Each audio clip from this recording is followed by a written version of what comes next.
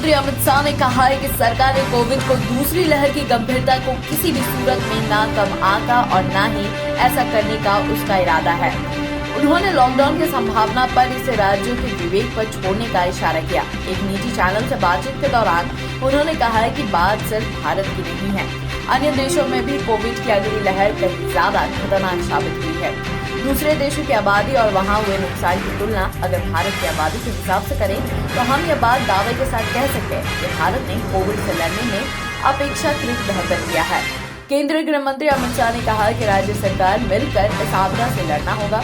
उन्होंने कहा देश में रेमडेसिविर दवा और ऑक्सीजन की कमी नहीं है।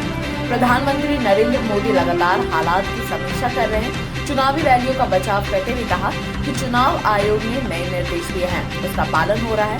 पीएम की रैलियों में भी हर मानक का पालन हो रहा है। पॉजिटिविटी जो बढ़ रही है, इसमें जब तक संक्रमण के नए वायरस का पता नहीं चलता है तब तक मैं कुछ नहीं कह सकता, परंतु मैं इतना जरूर कहता हूं कि हेल्थ इंफ्रास्ट्रक्चर के बढ़ाने के लिए तेजी से हम कदम उठा रहे हैं।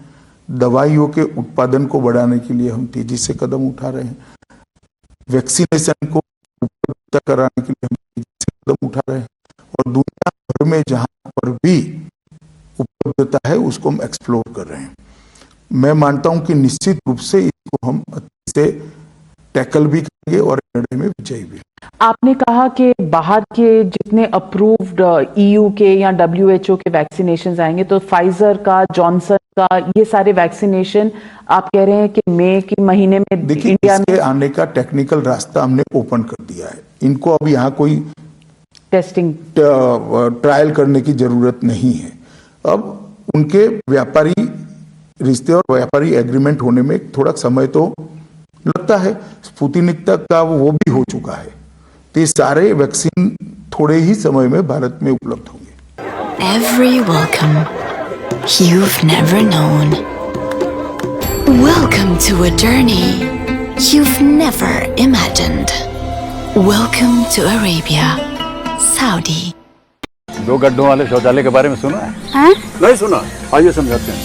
देखिए, दो गड्ढा बनाइए। पहले वाला जब मल से भर जाएगा ना तो ये चालू हो जाएगा और साल भर के अंदर इसके अंदर जो मल है ये खाद बन जाएगा, इसे खाली कर दीजिए। इसी तरह शौचालय जो है वो आजीवन चलता रहे, न बीमारी फैलेगी न बदबू। और पैसे? अरे वो सेप्टिक टैंक से कई गुना सस्ता। हाँ, क्या समझे? शौचालय 2 गड्ढों वाला ही बनवाना।